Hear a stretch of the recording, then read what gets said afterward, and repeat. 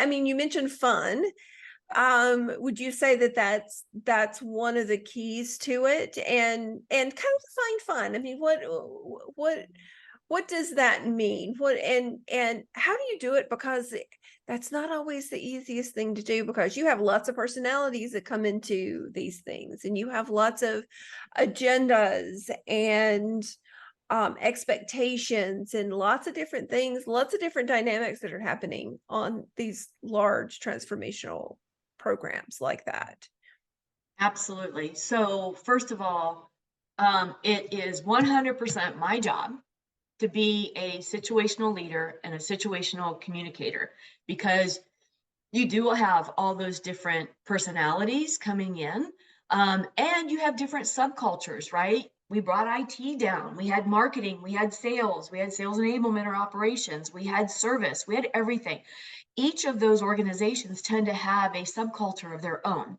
So we had different personalities, we had different subcultures to work with. It's my job to figure out how to mesh that together. And some of it is the way that I show up every day, right? What's my attitude when I come in the door? I try to have high energy, positive attitude, and a number of transformations. I think there's a stigma out there now that as soon as you say transformation, people automatically start planning for how to make it not fail instead of planning for how to make it succeed. And we all showed up with that how to make it succeed, but it starts, I think, with me, right? Um, Doing things like reading the room.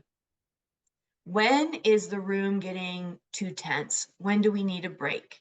Does it not make sense to just push through? Sometimes it's push the tables out of the middle of the conference room, and you find out that some of your contractors or some of your folks that came up from South America play guitar and sing. You let them do that, right? And Mm. then some of my other folks got up and started dancing the tango.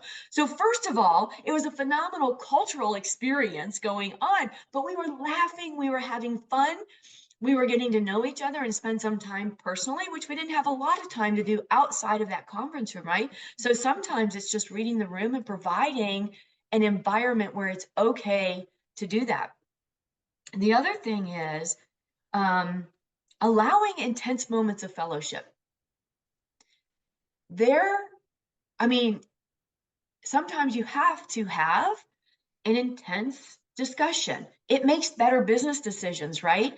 But there's a way that you can um, almost facilitate them, right? Or you create, again, a culture and environment where you can have that exchange. It is never a personal exchange, ever.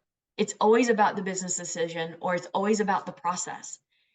Once a decision is made, if we've empowered these individuals to make decisions, then we honor their decisions that they made, and we don't go outside the conference room and then change it. We don't let people go out if they didn't have it in here in the conversation. They can't go out and have the conversation out here and stir up a bunch of ruckus because they didn't say it in here.